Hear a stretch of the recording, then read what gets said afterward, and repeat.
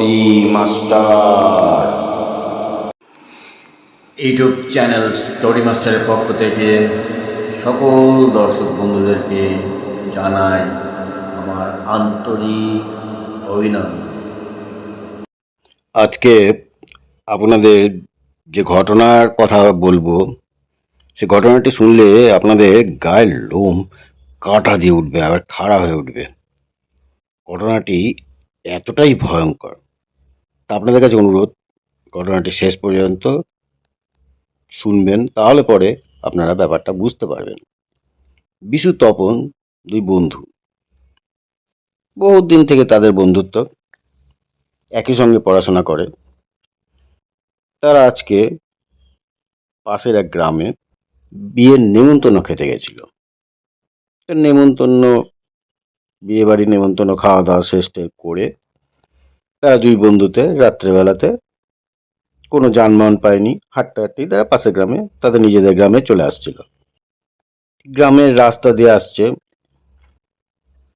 একটু অন্ধকার রাত, অমাবস্যাও না পূর্ণিমাও না, মাঝামাঝি অবস্থান। তো রাস্তাটা মোটামুটি অন্ধকার, কিন্তু আবছা আলো, তারার আলোতে বোঝা যাচ্ছিল রাস্তাটা। আর তারা এরকম রাস্তায় চলাফেরা করতে অভ্যস্ত। তারা দুই যে বন্ধুতে মিলে গল্প করতে করতে চলে আসছে। এবার মাঝখানে একটা শ্মশান পড়ে। সেই শ্মশান ঘাটের পাশ দিয়ে যখন তারা আসছিল, বিশু বলছে, এই তপন, কি হলো? দেখ তো, মনে হচ্ছে শ্মশান থেকে কেউ আমাদের ডাকছে। তপন বলছে, না, ডাকছে না, কিছু একটা বলতে চাইছে মনে হচ্ছে। বিশু বলছে, তা যাই হোক হবে। তখন তপন বলছে, ও ওসব ছাড়তো, ওসব নিয়ে চিন্তা করে লাভ নেই, চ তাড়াতাড়ি পা চালিয়ে বাড়ির দিকে চ।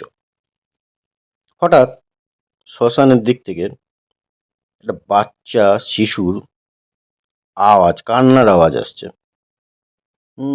কান্নার আওয়াজটা আস্তে আস্তে বাড়ছে। তখন বিশু বলছে, আরে তপন, কিরকম একটা কান্নার আওয়াজ আসছে না বাচ্চা ছেলের?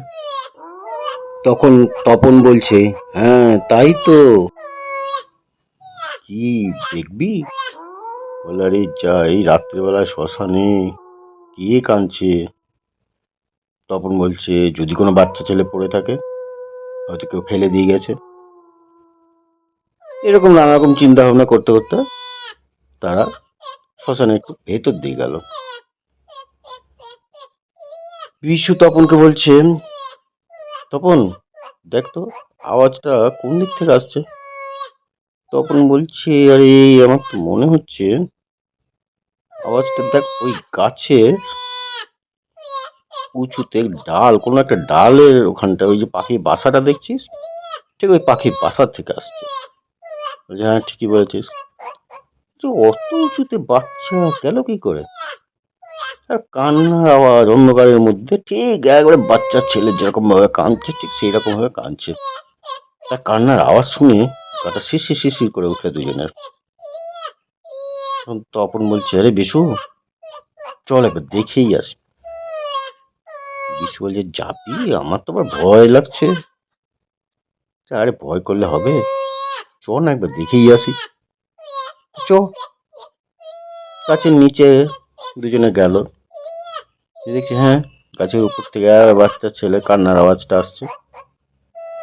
তখন তার সাহসে ভর দিয়ে এগিয়ে গেল। বিশু বলছে, তুই গাছে উঠবি না আমি উঠবো? তখন বলছে, আরে দুজনে উঠবো, যা থাকে কপালে, যা হবে দুজনেরই হবে একসঙ্গে। বলছে, হ্যাঁ ঠিক বলেছিস, চ চ চ। দুজনে গাছের ডালে উঠেছে। যেখানে পাখির বাসাটা ছিল, দেখছে, আরে এ তো শকুনের বাসা। আর কান্নাটা কাঁদছে, তার শকুনের কিছু বাচ্চা আছে, বাচ্চা দিয়েছে। সে বাচ্চাগুলো এমন ভাবে কাঁদছে, মনে হচ্ছে কোনো বাচ্চা, মানুষের বাচ্চা কাঁদছে।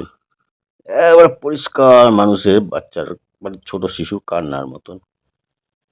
বিশু আর তপনের বুকে একটু হাঁপ ছেড়ে বাঁচলো তারা, বুকে বল এলো।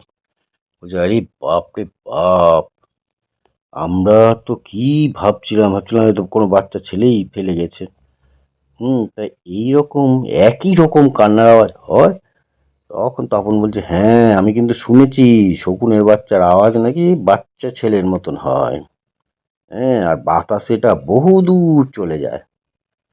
তখন তারা গাছ থেকে নেমে একটু স্বস্তির নিঃশ্বাস ফেললো, ফেলে তারা তাদের গ্রামের বাড়ির উদ্দেশ্যে রওনা হলো। তা এই ছিল আজকের ঘটনা। তাহলে দর্শক বন্ধুরা, আপনাদের কেমন লাগলো একটু কমেন্ট বক্সে অবশ্যই কমেন্ট করবেন। আজ এখানেই শেষ করছি। আর এই রকম ভয়ঙ্কর ভৌতিক ঘটনা পেতে আমার চ্যানেলটিকে অবশ্যই সাবস্ক্রাইব করে রাখবেন। নমস্কার, ভালো থাকবেন।